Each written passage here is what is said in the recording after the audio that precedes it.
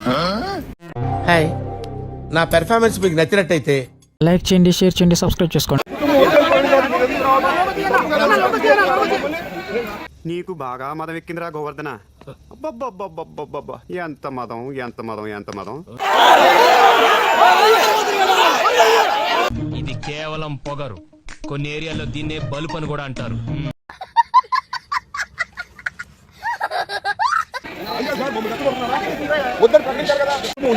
మీరెందుకు వచ్చి మోగిస్తారు?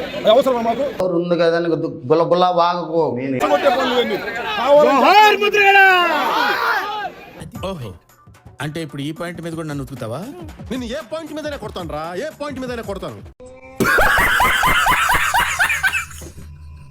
మా ఇంటి దగ్గర నుంచి డీజీపీ ఆఫీస్ వరకు పాదయాత్ర నిర్వహించడానికి నిర్ణయించడం జరిగింది. పనా పాట అన్ని చుట్టేసి వస్తాడు నారదుల్లాగా.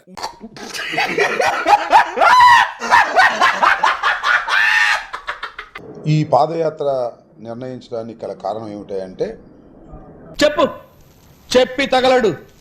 జనవరి 31వ తారీఖున మా ఇంటి మీద 7:30 గంటల సేపు దాడి జరిగింది. పెద్ద సమస్య వచ్చి పడిందే, ఇప్పుడు ఏం చేద్దాం? అది మీ అందరికీ తెలుసు, రాష్ట్రంలో అందరూ చూశారు మీడియా ద్వారా. చూశాను సీసీటీవీలో మీ కాపలా బలాన్ని. నేను ఏప్రిల్ 18వ తారీఖున నిరాహార దీక్ష చేశాను, ఒక రోజు పాటు. ఈ రాష్ట్రంలో ఉన్నటువంటి ప్రజానీకం అందరూ కూడా సహకరించాలని మనస్ఫూర్తిగా కోరుకుంటున్నాను. ఓకే, సెకండ్ అండి. అంటే జగన్మోహన్ రెడ్డి అంటే ఈ తెలుగుదేశ సైకో పార్టీ వాళ్ళ వెన్నుల్లో ఎలా వణుకు పుడుతుందో ఒకసారి మీరు ఆలోచించండి. వ్యక్తిత్వాలు మార్చుకుంటారా అంటే అబ్బే మేము మారం ఇలాగే ఉంటామంటే ఎవరికి నష్టం? నలుగురిని కనండి అని చేతగాని మాటలు మాట్లాడుతున్నారు. నువ్వంటే నీ కొడుకు ఇంకా చేతగాని మాటలు. ఆడపిల్లైనా ఆవిడికి ధైర్యం ఎక్కువ అండి. నిజం చెప్పు. బాగా పొగరండి. ఇది కరెక్ట్. జగన్మోహన్ రెడ్డి గారు 10th క్లాస్ పేపర్లని ఎత్తుకుపోయాడంట. ఈ ముద్దపప్పు పక్క నుండి చూసాడా ఎత్తుకుపోతుంటే? గాడిదకేం తెలుసు గంధం చెక్క వాసన అని పెద్దోళ్ళు ఎప్పుడో చెప్పారు. ఇలా మాట్లాడడానికి గతంలో జగన్మోహన్ రెడ్డి గారు మీకు దిమ్మ తిరిగిపోయేలాగా ఎక్కడ చదివాడు, ఎంత మెరిట్ తో పాస్ అయ్యాడు అనేది స్పష్టంగా చెప్పారు. చూడు, 5 సెప్టెంబర్ 2026 5 సెప్టెంబర్ 2026 పార్లమెంటులో కేంద్ర మంత్రి గారిని, హైవేస్ మినిస్టర్ ని, నితిన్ గడ్కరీ గారిని ప్రశ్న అడిగినారు. ఇప్పుడు ఎక్కడ కొట్టాలరా నిన్ను? నాడులో డిజిటల్ స్క్రీన్ మీద ప్లే చేసే ధైర్యం మీకుందా, దమ్ముందా అని అడుగుతున్నా. అది లేదంటే ఏం పిక్తోరా? ఎర్ర ఎర్రి పప్ప.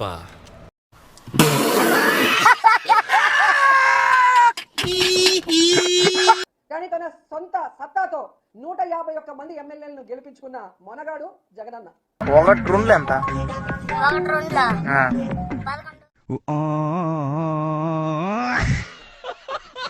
మాట్లాడే ప్రెస్ మాటలు చూస్తున్నారు.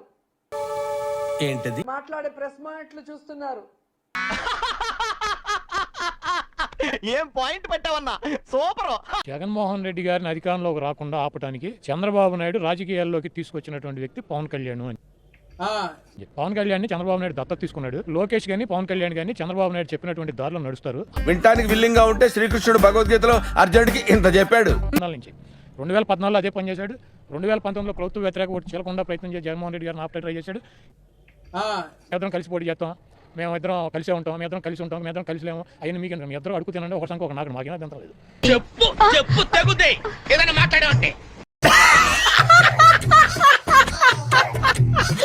ఇప్పుడు చెప్పిన ఒకటే, గొడ్డలి పార్టీ అంటే చంద్రబాబు ఇచ్చే తుప్పు గొడ్డలు, కట్టెలు కొడదా కూడా పని కాని గొడ్డలు మాకు అవసరం లేదు. బాబు బయలుదేరు, ఇంటికెళ్ళి ఏసి చేసుకుని పడుకో వెళ్ళు. అదేవిధంగా అతను నేను కమ్మని చెప్పాడు, అతను భార్య వచ్చి నా భర్త కమ్మని చెప్తాను. వీళ్ళు కాదు అతను దళితుడు, ఎందుకు అతను కులంగా ఎందుకు మార్చేశారు? నారాజు ఆఖరిలో ఖాయం చేసుకురా. సరే, రావణ్ వాళ్ళు చెప్పినట్టు మా మనిషి అయితే పిఠాపురంలో బెయిల్ ఎందుకు వచ్చింది అతనికి? నువ్వు వేసే యాశాలకి చేసే పళ్ళకైనా సంబంధం ఉందేంట్రా? అసలే సార్, మా అమ్మ కూడా ఇదే అంటది. కళ్యాణ్ రావణ్ అరెస్ట్ చేసిన రోజు ఆయన అత్యవసర మీడియా సమావేశం పెట్టి పలానా సెక్షన్ ప్రకారం ఇది నేరం, పలానా సెక్షన్ ప్రకారం అది నేరం, పలానా సెక్షన్. అప్పుడు లేవని నోరు ఆఫ్టర్ ఆల్ ఒక క్రిమినల్ ని చంపితే లేస్తుందే. జగన్మోహన్ రెడ్డి గారు నేను ఫోన్ చేసి సిఐకి, నాకు డిఎస్పీకి, ఎస్పీకి మా రావణ్కి బెయిల్ ఇచ్చేయండి అని చెప్పామా. అంటే అతను రామన్ అతని పేరు జోసఫ్ అని మార్చారు. అతను కమ్మ అని చెబుతున్నాడు, కాదు అతను దళిత్ అని చెబుతున్నారు వీళ్ళు. చెప్పు నువ్వు కథ చెప్పు, వినండి రా, మీరందరూ వినండి.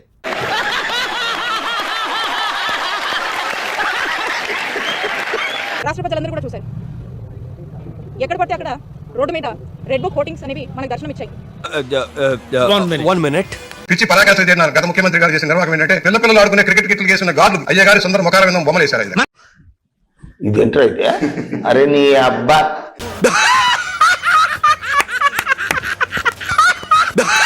ఏదో విధంగా వాళ్ళ మీద కేసులు పెట్టండి, అక్రమ కేసులు కట్టండి, అరెస్టులు చేయండి, జైలు పాలు చేయండి.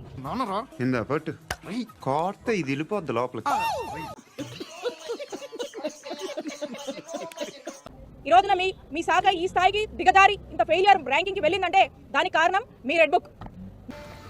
వచ్చిందండి వయ్యారి. ఎంతసేపు వైఎస్ఆర్ కాంగ్రెస్ పార్టీ వాళ్ళని వెంబడించడం, వాళ్ళని అక్రమంగా ఏదో విధంగా అరెస్టులు చేయాలి, కేసులు పెట్టాలి, వేధించాలని. మళ్ళీ చేయి తెగుద్ది నా మాటిని లాగెత్తరు.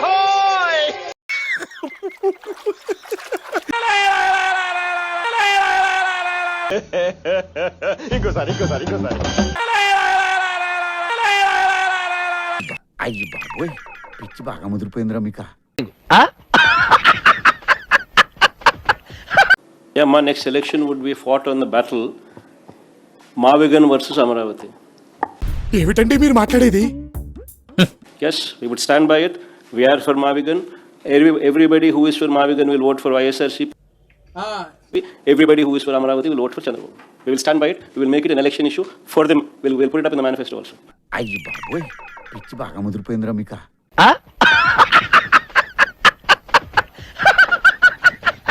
Mavigan YSRCP. చేయి నమ్మ బతుకు బురదలో పంది బతుకుతుంది, నువ్వు బతుకుతున్నావు ఎందుకురా? ఎదవన్నారు ఎదవ.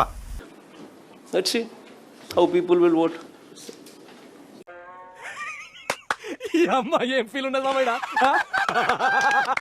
చంపేస్తారు స్వామి. ఈ ప్రభుత్వంలో ఏమైనా జరగచ్చు. అవునా? అబ్బా, అందుకనే అనే కదా హే రామ్ సేవ అందరూ అంటే. అందుకనే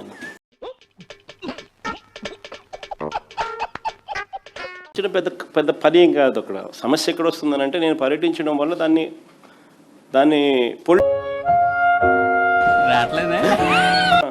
జగన్ అమరావతికి వ్యతిరేకం కాబట్టి అనేది